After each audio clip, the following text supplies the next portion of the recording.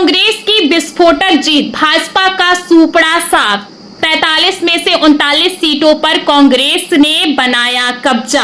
आपको बता दें कि पश्चिम बंगाल के एक चुनाव में कांग्रेस वाम गठबंधन की बड़ी जीत हुई है। लगभग 91% सीटों पर कांग्रेस वाम दल गठबंधन ने जीत का परचम लहराया है। दरअसल आपको बता दें कि पश्चिम बंगाल के मुर्शिदाबाद जिले के दौलताबाद में कृषि सहकारी चुनाव हुआ था। जानकारी के मुताबिक कुल 43 सीटों पर चुनाव हुए थे, जिसमें कांग्रेस वाम दल गठबंधन को बड़ी सफलता हाथ लगी है। इस जीत के बाद कांग्रेस नेताओं ने इसे आगामी विधानसभा चुनाव से पहले जनता के मिजाज का संकेत बताया है।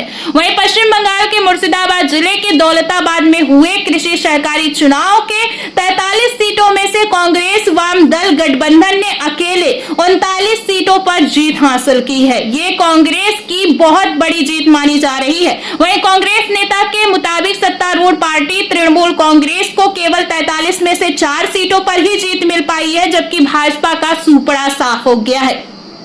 कांग्रेस नेता मनोज चक्रवर्ती ने कहा कि गठबंधन ने क्रेडिट सोसाइटी में 39 सीटें जीती हैं, जबकि तृणमूल कांग्रेस को केवल 4 सीट ही मिल पाई है। उन्होंने कहा कि यह सिर्फ शुरुआत है। कांग्रेस नेता का कहना है कि जबकि पिछले महीने धमकी का सामना करने के बावजूद लोग वोट देने के लिए आगे आए। उनका कहना है कि आम आदमी ने तृणमूल कांग्रेस को स्पष्ट संदेश भेजा है कि अत्याचार और भ्रष्टाचार को उखाड़ फेंका जाएगा और यह परिणाम उसी का प्रतिबिंब है। मार्क्सवादी कम्युनिस्ट पार्टी कांग्रेस गठबंधन ने कहा कि तृणमूल कांग्रेस यानी कि टीएमसी ने उनके उम्मीदवारों को चुनाव में भाग लेने से रोकने के लिए बल प्रयोग किया। इसके बावजूद उन्हें बहुमत का समर्थन मिला। आपको बता दें कि इस चुनाव में मुख्य मुकाबला कांग्रेस वाम दल गठबंधन और सत्तारूढ़ पार्टी तृणमूल कांग्रेस के बीच था।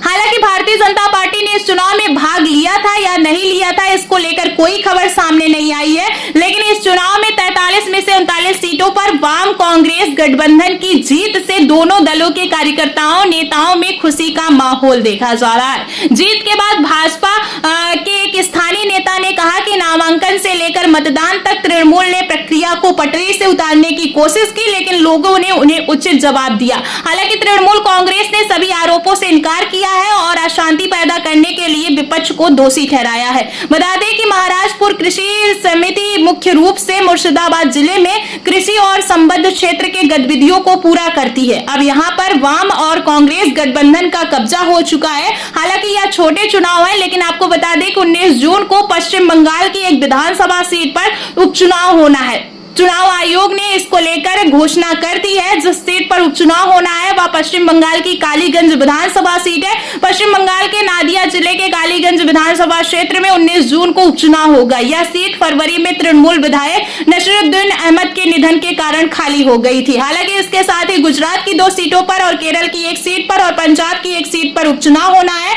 और चुनाव आयोग ने कुल 4 राज्यों की 5 विधानसभा सीटों पर उपचुनाव की घोषणा कर दी है। इन 5 सीट पर 19 जून को मतदान होगा और 23 जून को नतीजे आएंगे।